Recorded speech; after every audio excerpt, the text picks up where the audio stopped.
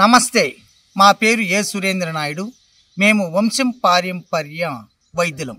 ఇది మా తాతల ముత్తాతల కాలం నుంచి మాకు అనువంశంగా ప్రాప్తమైనది. దానికి తాళపత్ర గ్రంథాలు కూడా మేము పొందుపరిచినాం. ఈరోజు విషయానికి వస్తే చాలామంది ఆడబిడ్డలు, మగవారు పిగ్మెంటేషన్, మంగు మచ్చలు, మొట్యాలతో బాధపడే వాళ్ళను మనం చాలామందిని చూస్తూ ఉంటాం. హాస్పిటల్కి వెళ్ళి రకరకాల క్రీములు పొంది సరైనటువంటి ఆ యొక్క సమస్యని పోగొట్టుకోలేక బాధపడే వాళ్ళు చాలామంది ఉన్నారు. అటువంటి వారికి నేను అద్భుతమైనటువంటి ఒక క్రీమును మీకు మీరుగానే తయారు చేసుకునేదానికి ప్రయత్నించండి. దీనికి కావాల్సిన పదార్థాలకు ముందుగా మీకు ఒక విన్నపం.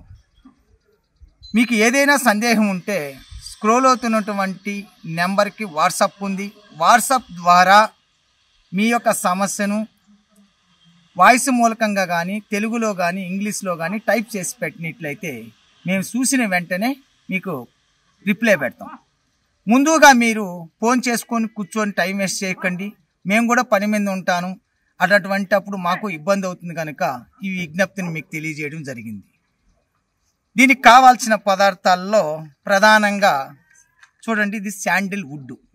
ఈ శాండిల్ వుడ్ను మనకు కావాలి. రెండోది, ఇక్కడ మీకు కావాల్సిన ప్రధానమైన పదార్థము ఇక్కడ చూడండి, ఇదే కుంకుమ కేసరి అంటాం. ఈ కుంకుమ కేసరిని కూడా మీరు కొంచెం తెచ్చుకోండి. మరొకటి ఇక్కడ చూడండి, బాదామి ఆయిలు.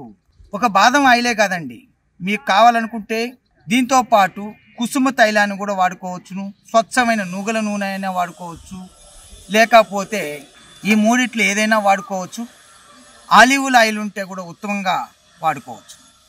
ఇప్పుడు వీటిని తయారు చేసుకునే విధానంలో ప్రధానంగా కావాల్సింది గుగ్గిలం. ఇదే గంధ గుగ్గిలం అని అంటాం.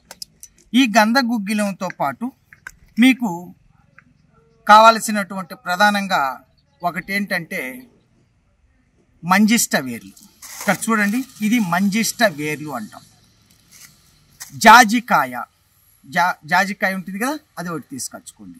దాంతోపాటు ఇక్కడ చూడండి, అలోవీరాని తీసుకొని దీంట్లో గొజ్జు తీసుకున్న తర్వాత ఈ యొక్క మన అంటే గంధ గుగ్గిలాన్ని దీన్ని నానబెట్టండి. నైట్ నానబెట్టి పగులు వెండించి ఆ విధంగా 7 పర్యాయాలు తప్పనిసరిగా చేయండి. అప్పుడు ఇది పూర్తిగా గంధ గుగ్గిలంగా మారుతుంది. అప్పుడు మీరు ఏం చేస్తారంటే నున్నగా పొడిగొట్టుకునేటప్పుడు ఇక్కడ చూడండి, కేసరిని వేయండి, శాండిల్ యొక్క పొడిని వేయండి. వేసి దీన్ని మీరు ఈ బాదం ఆయిల్ వేయాలి. ఈ బాదం ఆయిల్ వేసి తరువాత దీంట్లోకి కంపల్సరీగా ఈ అన్ని వేసిన కూడినటువంటి పొడిని వేసి నీళ్లు పోసి బాగా పిసకాల.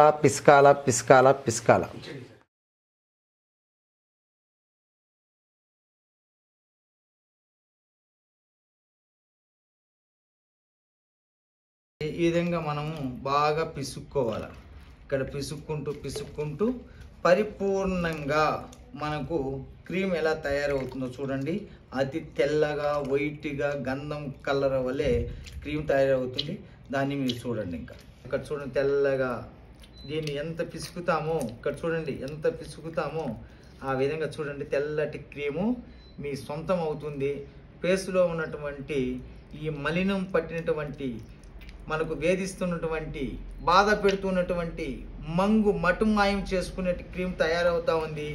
ఈ క్రీమ్తోనే మీకు శాశ్వత నివారణం మా ముఖానికి కూడా పూసి చూపిస్తానండి. ఇలా పిసకంగా అద్భుతమైనటువంటి క్రీమ్ వస్తుంది. మనం ఎంత పిసుకుతామో చూడండి, చేతితో ఇట్లా పిసుకుతూ చాలా అద్భుతమైనటువంటి క్రీమ్ అనేది మనం చూడొచ్చు. ఈ క్రీముని ముఖం పైన మనం వాడుకున్నట్లయితే మంగు అనేది పూర్తిగా శాశ్వతంగా వెళ్తుంది.